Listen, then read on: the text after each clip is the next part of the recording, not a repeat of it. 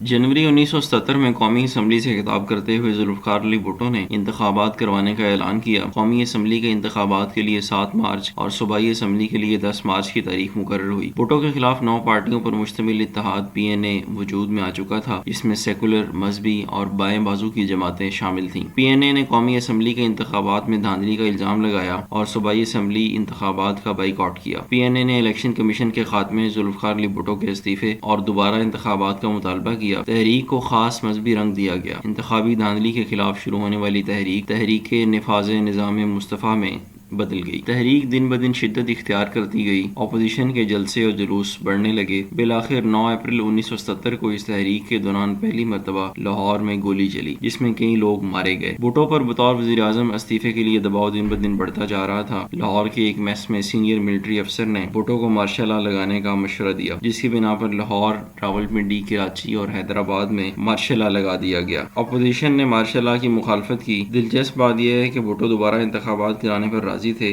PNA के मुज़ाकराती वफ़द के सरबराह professor Abdul Ghafoor और भुट्टो के नुमाइंदे अब्दुल हफीज़ पीरज़ादा ने बाद अज़ां एक इंटरव्यू में इंकशाफ किया कि 5 जुलाई 77 की रात मुज़ाकरात फाइनल हो चुके थे और सिर्फ दस्तखत होने बाकी थे। मुज़ाकरात की कामयाबी की खबर जब एयर मार्शल असगर खान को दी गई तो उन्होंने नापसंदीदगी का इजहार किया। मार्शल लॉ लगाना सिर्फ ज़िया-उल हक़ का कारनामा था या आलमी इस्टेब्लिशमेंट ख़ुसूसन अमरीका का एजेंडा था और ज़िया-उल हक़ इसका सिर्फ एक कारिंदा।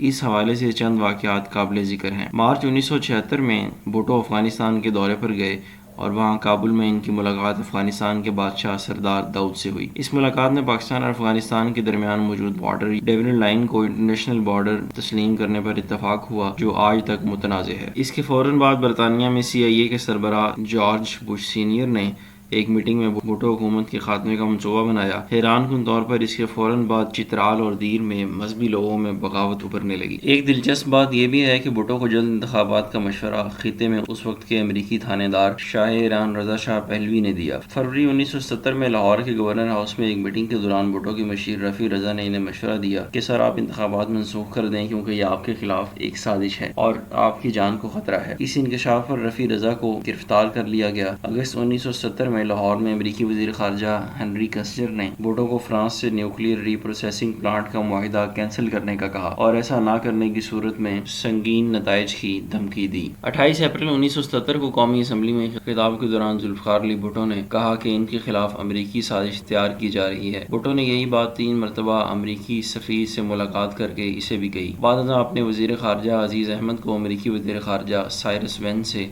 मुलाकात के लिए पेरिस भेजा। अज़ीज़ अहमद अपने साथ 50 सफ़हात की दस्तावेज़ लेकर गए, जिसमें अमरीकी मुदाखलत के सबूत थे, मगर अमरीकी वज़ीर ख़ारजा से मुलाकात से कबल ही वो दस्तावेज़ इसी होटल में वज़ीर ख़ारजा अज़ीज़ अहमद के कमरे से चोरी हो गए। ये वो हालात थे जिनमें 5 जुलाई 77 की तवील से रात इस मुल्क पर तारी हुई, जो आज तक जारी है।